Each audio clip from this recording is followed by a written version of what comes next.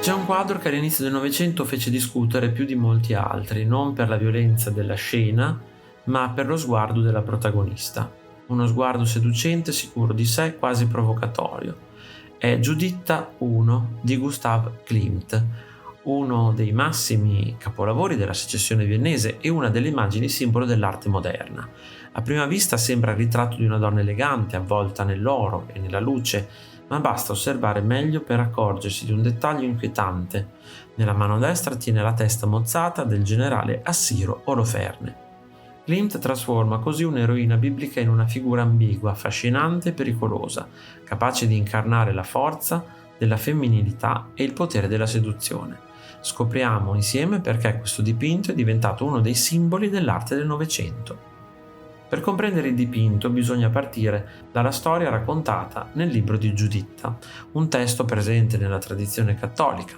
La città ebraica di Betulia è assediata dall'esercito assiro guidato dal potente generale Oloferne. Nessuno riesce a fermarlo. A questo punto entra in scena Giuditta, una giovane vedova famosa per la sua bellezza e la sua intelligenza. Con coraggio decide di infiltrarsi nel campo nemico. Seduce Oloferne, lo convince ad abbassare la guardia e quando si addormenta ubriaco gli taglia la testa con la sua stessa spada.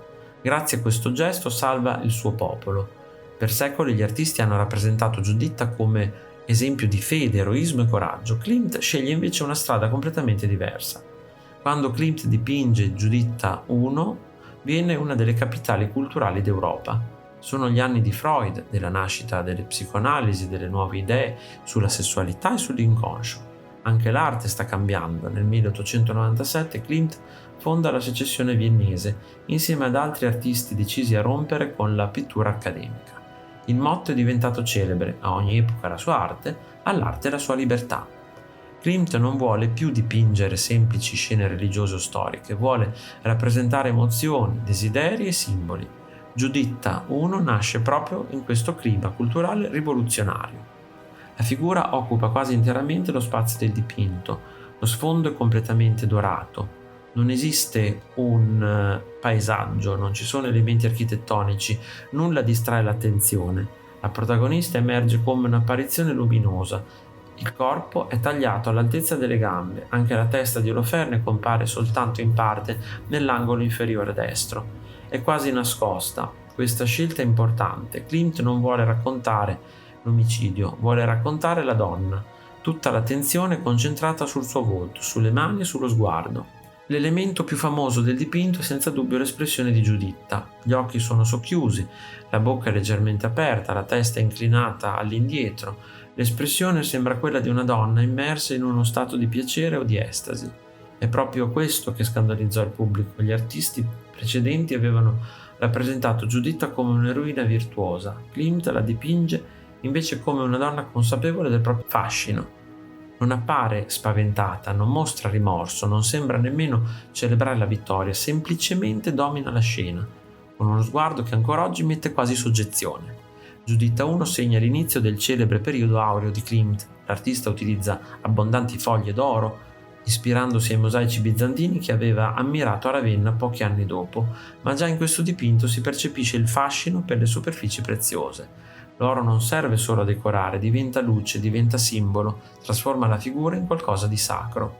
Il contrasto tra il volto realistico e il fondo astratto crea una tensione straordinaria, è come se la donna appartenesse contemporaneamente al mondo reale e a quello del mito. Uno dei grandi temi affrontati da Klimt è il rapporto tra Eros e morte, e in Giuditta I questi due elementi convivono perfettamente.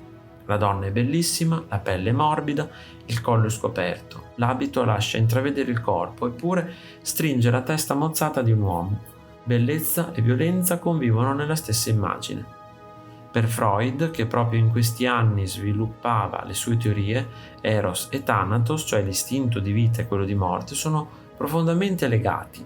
Anche senza voler illustrare direttamente queste idee, Klimt sembra cogliere perfettamente questa complessità psicologica. Molti storici dell'arte vedono in questa Giuditta il ritratto della cosiddetta femme fatale, una figura molto diffusa nella cultura europea tra 8 e 900. È una donna indipendente, intelligente, seducente, capace di esercitare un enorme potere sugli uomini. Naturalmente questa immagine riflette anche le paure della società del tempo, che vedeva crescere il ruolo femminile nella vita pubblica, ma Klimt non giudica la sua protagonista, la rappresenta con ammirazione. La sua Giuditta non è una vittima, è una donna che controlla il proprio destino. Prima di Klimt la maggior parte delle eroine bibliche veniva rappresentata secondo modelli tradizionali. Con Giuditta 1 tutto cambia. La donna non è più soltanto simbolo di virtù, diventa un individuo complesso, capace di desiderare, capace di scegliere, capace perfino di uccidere. Questa nuova rappresentazione influenzerà profondamente molti artisti del Novecento, contribuendo a creare un'immagine della femminilità molto più ricca e sfaccettata. Più di 100 anni dopo la sua realizzazione, questo dipinto conserva una forza incredibile. Non racconta soltanto una vicenda biblica, parla del potere, dell'identità, del desiderio della seduzione e soprattutto della complessità dell'essere umano. Ogni spettatore vede qualcosa di diverso. C'è chi osserva una santa, chi una seduttrice, chi un'eroina, chi una donna libera, ed è proprio questa ambiguità il segreto della sua modernità.